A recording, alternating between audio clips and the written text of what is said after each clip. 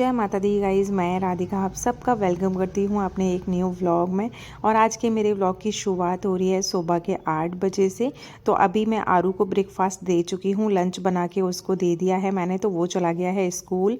उसके बाद से मैंने अपने व्लॉग की शुरुआत करी थी और आज 15 फरवरी है। 15 फरवरी का व्लॉग है ये मेरा। बस अभी ना किट्टू के एग्ज़ाम, बोर्ड के एग्ज़ाम आज से स्टार्ट हो रहे हैं, तो उसी वजह से ना थोड़ा सा वर्कलोड ज़्यादा है। और मैं अपने व्लॉग तो शूट कर रही हूँ बट ना एडिटिंग करने का टाइम नहीं मिल पा रहा है, जिसकी वजह से मेरे व्लॉग्स अभी थोड़ा सा लेट चल रहे हैं, कंटिन्यू नहीं हो पा रहे हैं। लेकिन अभी बस मैनेज करने की कोशिश कर रही हूँ, तो फिर मेरे व्लॉग्स ना कंटिन्यू हो जाएंगे।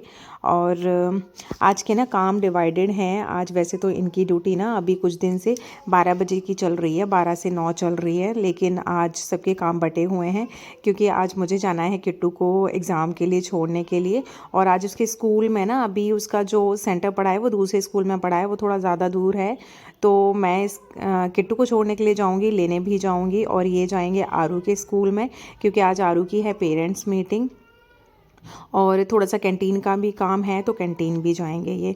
तो फिर मैं यहाँ सबसे पहले ना अपना लिविंग रूम साफ़ करने लगी हूँ। यहाँ अभी मैंने ना झाड़ू लगा दिया था और थोड़ा बहुत मैंने जो फिनिशिंग का काम होता है वो भी मैंने कर दिया है, लेकिन पोछा भी मैंने नहीं लगाया, तो डस्टिंग भी नहीं करी थी, तो डस्टिंग अब करने लगी हूँ मैं।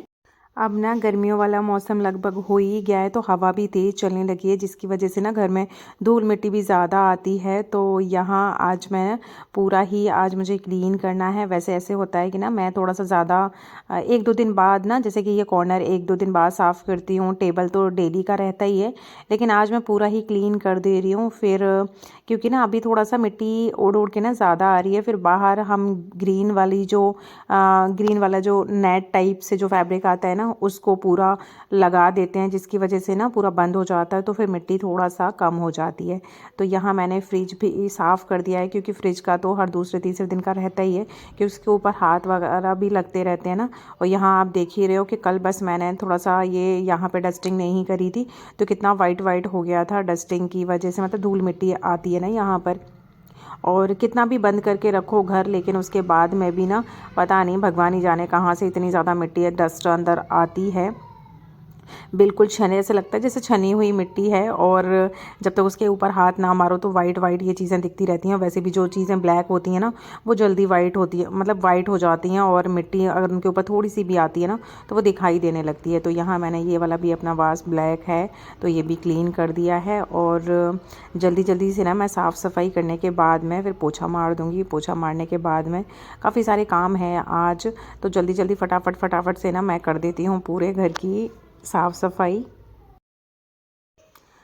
कल एक ये शादी में गए थे, तो वहाँ से आके ना ब्लेज़र अपना डाइनिंग टेबल पर ही इन्होंने टांग दिया, और इनका बस ऐसे ही काम होता है, टॉवल ब्लेज़र, या फिर ना ऑफिस से आके अपनी यूनिफॉर्म भी जब चेंज करते हैं तो पता नहीं डाइनिंग टेबल को ना उन्होंने स्टैंड बना रखा है, तो उसके ऊपर ही ये ला के रख देते हैं। ये मेरा मंदिर की साइड में ना ये किचन है, लेकिन किचन को मैंने बिल्कुल स्टोर की तरह यूज़ करती हूँ क्योंकि इस वाले किचन का कोई यूज़ होता नहीं है। हमने पहले रेंट के पर्पज़ से ये पीछे वाला पोर्शन बनवाया था, लेकिन अब रेंट पर नहीं उठाते हैं, तो फिर उसमें मैंने अपनी अलमारी वगैरह रखी हुई हैं, तो वहाँ मैंने उनका ब्लेज़र हैंग कर दिया है। उसके बाद में मैं यहाँ लगाने लगी हूँ जल्दी से पोछा। और पोछे को ना मैं जब जल्दी लगाना होता है मुझे, तो इसी तरीके से वाइपर पे ना डबल पोछे मैं डालती हूँ और इस तरीके से लगा देती हूँ, बिल्कुल साफ़ हो जाता है एकदम से।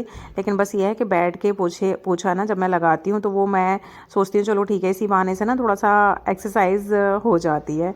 तो यहाँ डाइनिंग टेबल के नीचे भी मैं अच्छे से पोछा लगा लूँगी। और अभी किट्टू पढ़ रही है, बस उसका टाइम होने ही वाला है, तो फिर वो भी नहाने धोने के लिए जाएगी, और मैं भी ये काम ख़त्म करने के बाद में ना जल्दी से नहा के उसको छोड़ने के लिए जाना है क्योंकि यार फर्स्ट एग्ज़ाम है, तो पता नहीं कितनी देर पहले उसको पहुंचना पड़ेगा। और थोड़ा सा ना उसको थोड़ा सा लग रहा है, हेजिटेशन हो रही है क्योंकि फ़र्स्ट एग्ज़ाम है, और ऐसा लगता है क्योंकि हमें भी अपना टाइम याद आता है। तो जब मैं भी 10th का एग्ज़ाम देने के लिए गई थी, तो फर्स्ट एग्ज़ाम वाले दिन थोड़ा सा ज़्यादा डर लगता है कि हमें अभी पता भी नहीं ना कौन सी किट्टू को भी नहीं पता कि उसकी कौन सी क्लास है, किस जगह उसको बैठना है। तो उसको मैं थोड़ी देर पहले ही लेकर जाऊंगी, जिससे ना टाइम की भी शॉर्टेज ना हो। मतलब टाइम से पहले पहुंच जाएंगे तो कोई दिक्कत नहीं है, टाइम से पीछे नहीं रहना चाहिए। तो यहाँ जल्दी से मैंने पूरे घर का ना लगभग काम ख़त्म कर ही लिया है। ये सबसे लास्ट वाला रूम है जो कि आरू का रूम है। तो इस रूम में पोछा लगाने के बाद में बस थोड़ा सा ही और रह गया है, फिर पोछे का जो काम है वो हो जाएगा ख़त्म।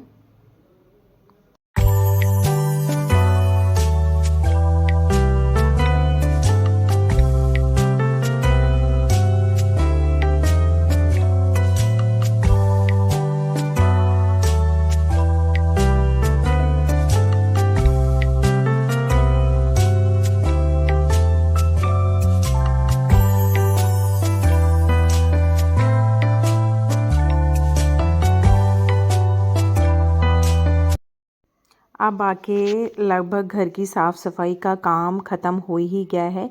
तो किट्टू नहाकर आ गई है, अब जा रही हूँ मैं बस नहाने के लिए। और थोड़े से ना मैंने मशीन में कपड़े डाल दिए थे तो वो ड्राई हो गए हैं, तो उनको भी मैं जल्दी से ना ऊपर सुखाने के लिए आ गई थी। तो मैंने जब डाल रही थी तो उस टाइम पे वीडियो शूट करना भूल गई। उसके बाद में मैंने कपड़े डाल दिए हैं, तो यहाँ थोड़ा सा दिखा दिया है आपको।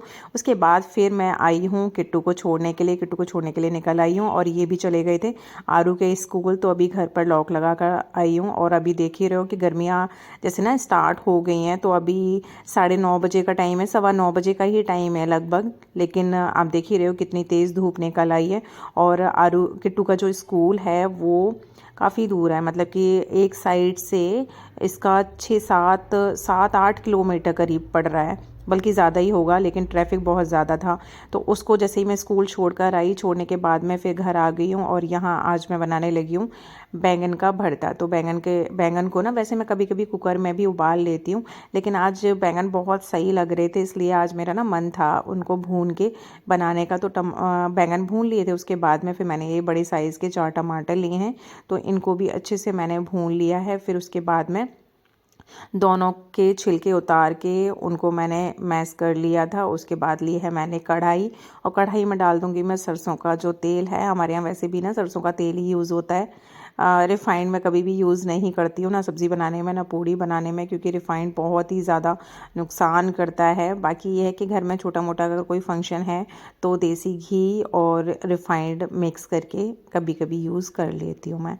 तो यहाँ मैंने थोड़ा सा ऑयल डाला है। ऑयल गर्म होने के तुरंत बाद ही मैंने इसमें डाल दिया है जीरा। और जीरा हल्का सा बस भुनने के बाद में मैं इसमें ना मैंने चॉप करके प्याज, हरी मिर्च और अदरक को इकट्ठा ही चॉप कर लिया था मैंने, जो कि मैंने इसमें तेल में डाल दिया है। और जो बैंगन का भरता बनाते हैं तो उसमें प्याज को ना बहुत ज़्यादा नहीं भूनते हैं, बस ये है कि प्याज को तब तक भूनना होता है जब तक ना प्याज का कच्चापन ना निकल जाए। जैसे सब्ज़ी में हम तड़का लगाने के लिए प्याज को भूनते हैं ना, उस तरीके से हमें जो बैंगन का भरता होता है उसमें नहीं भूनना होता है।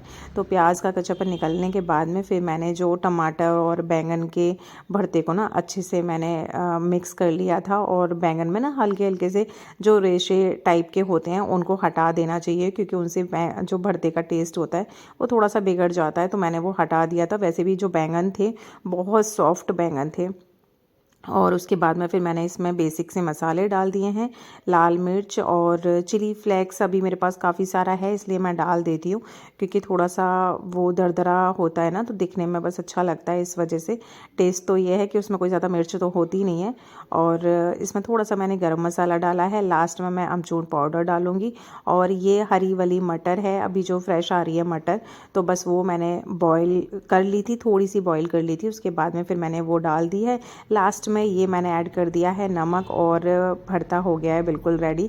इसको मिक्स कर दूंगी मैं। आमचूर पाउडर डाल दिया है मैंने, जो कि ना बस क्लिप बनाना भूल गई मैं। और यहाँ लास्ट में जब ये मेरा बैंगन का भरता बिल्कुल रेडी हो जाएगा, उसके बाद में बस मैं हरा धनिया डाल दूंगी। फिर हो गया था किट्टू का टाइम, और ये भी ऑफिस से आ गए थे, तो इनको मैंने खाना दे दिया था, लंच भी पैक करके दे दिया था। उसके बाद फिर मैं निकल आई हूँ किट्टू को लेने के लिए। तो किट्टू को मैंने स्कूल से लिया, तो बोल रही है एग्ज़ाम उसका बहुत अच्छा हुआ। फिर हम थोड़ी सी शॉपिंग करने के लिए आ गए थे सदर में। लेकिन सदर में जब हम आए थे तो यहाँ आकर देखा कि उसमें ना स्कूटी में बैटरी बहुत कम थी, तो हमने अपनी स्कूटी को यहीं खड़ा किया।